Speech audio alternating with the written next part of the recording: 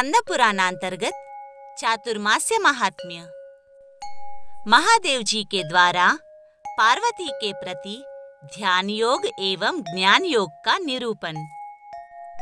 पार्वती जी ने महादेव जी से कहा, देवेश्वर, आप ऐसा उपाय कीजिए जिससे मैं ध्यान योग को पाकर ज्ञान योग की प्राप्ति कर सकूं। तब महादेव जी ने कहा, देवी, पहले जिस द्वादशाक्षर नामक मंत्र राज का वर्णन किया गया है, उसी का तुम्हें जप करना चाहिए। वो वेद का सनातन सार तत्व है। प्रणव सब वेदों का आदि है। वो समस्त ब्रह्मांडों का याजक है तथा समस्त कार्यों में प्रथम उच्चारण करने योग्य तथा सब सिद्धियों का दाता है। उसका शुक्ल वर्ण है। मधुच्छंदा ब्रह्म ऋषि है। परमात्मा देवता है।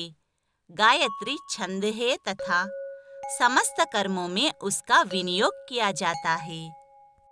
देवी, जो प्रतिदिन संपूर्ण बीजाक्षरमयी द्वादशाक्षर मंत्र का जप करता है, वो पापों से लिप्त नहीं होता। ये द्वादश लिंगमय अक्षरों से युक्त द्वादशाक्षर मंत्र कूर्म चक्र में स्थित है। विनियोग सहित प्रत्येक वर्ण के ध्यान, ऋषि, बीज, छंद और देवता आदि के चिंतन पूर्वक ध्यान, जप और पूजन करने पर भक्तों का कर्मजनित बंधनों से मोक्ष हो जाता है। ध्यान योग से समस्त पापों का नाश होता है। जप और ध्यान ही योग का स्वरूप है। शब्द ब्रह्मा से प्रकट हुआ द्वादशाक्षर मंत्र वेद के समान है। ध्यान से मनुष्य सब कुछ पाता है। ध्यान से वो शुद्धता को प्राप्त होता है। ध्यान से परब्रह्म का बोध होता है तथा सगुण स्वरूप में चित्तवृत्ति की एकाग्रता रूप योग भी ध्यान से ही संभव होता है। ध्यान योग दो प्रकार का होता है, एक सालंब और दूसरा निरालंब। सगुण साकार विग्रह नारायण का दर्शन सालंब ध्यान है।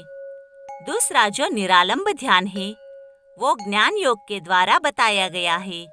वो सबका आलंब है। रूप रहित, अप्रमेय तथा सर्वस्वरूप जो सनातन तेज है, जिसका प्रकाश कोटि कोटि विद्युतों के समान है, जो सदा उदयशील एवं पूर्णतम है, जो निष्कल, सकल एवं निरंजनमय है, आकाश के समान सर्वव्यापक है, सुख स्वरूप एवं तुरीयातीत है, जिसकी कहीं उपमा नहीं है, वही परमेश्वर का निराकार स्वरूप निरालंब ध्यान योग के द्वारा चिंतन करने योग्य है। वो द्वंद्वों से रहित एवं साक्षी मात्र है। शुद्ध स्फटिक के समान निर्मल है। अपने तेज से उपमा रहित और अगाध है। उसी को तुम अंगीकार करो। भगवान नारायण का सूर्य मस्तक है, पृथ्वी लोक हृदय है तथा रसातल चरण है।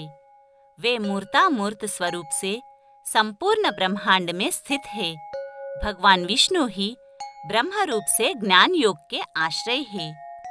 वे ही समस्त प्राणियों की सृष्टि और पालन करते हैं तथा वे ही सबका संहार करते हैं। वे सर्वदेवमय है। सनातन काल से ही भगवान विष्णु 12 मासों के अधिपति है।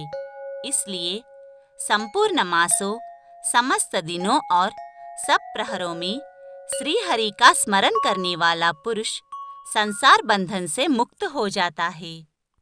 ये कथा अनधिकारी के सामने नहीं कहनी चाहिए। जो नित्य भक्त, जितेंद्रिय तथा शम आदि गुणों से युक्त हो, उससे ये कथा कहनी चाहिए। भगवान विष्णु का भक्त शूद्र हो या ब्राह्मण, उसे भी ये कथा सुनाने योग्य है। पार्वती, मेरी भक्ति से तुम शीघ्र योग सिद्धि प्राप्त करो और ज्ञान से प्राप्त होने योग्य सर्वोत्कृष्ट भगवान नारायण के स्वरूप को समझो। योग का अभ्यास सदा करना चाहिए। विशेषतः चातुर्मास्य में योग की साधना करने वाला पुरुष अपने सब पापों का नाश करता है। जो योगी 2 घड़ी भी अपने कानों को बंद करके अपने मन को ब्रह्मरंध्र में स्थापित करता है, वो पापों से मुक्त हो जाता है। जिसके घर में एक भी योगी पुरुष एक ग्रास अन्न भी भोजन कर लेता है, वो अपने सहित 3 पीढ़ियों का अवश्य उद्धार कर देता है। यदि ब्राह्मण योगी हो तो वह दर्शन से भी अवश्य सब प्राणियों की पाप राशि का संहार कर देता है। यदि ब्रह्मपरायण उत्तम कर्मों वाला श्रेष्ठ शूद्र योग का अभ्यास करता है, सद्गुरु में भक्ति रखता है और नियमित आहार करते हुए जो योगी परब्रह्म की समाधि में स्थित होता है, वो भगवान विष्णु का सायुज्य प्राप्त करता है। भगवान श्री हरि की प्रीति से मनुष्य उनके स्वरूप में लीन हो जाता है। पार्वती, ये योग ज्ञान की सिद्धि प्रदान करने वाला है। सनकादि आचार्यों तथा मुक्ति की इच्छा वाले देवेश्वरों ने भी इसका सेवन किया है। सर्वप्रथम योगियों के जो सदा ज्ञान की संपत्ति होती है, उस ज्ञान संपत्ति से गृहीत होकर मनुष्य योगी होता है। तदनंतर योगी के आगे अनिमा आदि सिद्धियां उपस्थित होती है, परंतु श्रेष्ठ योगी उनमें मन नहीं लगाता। योग से संपूर्ण दानों और यज्ञों का फल प्राप्त होता है। योग से संपूर्ण कामनाओं की प्राप्ति होती है।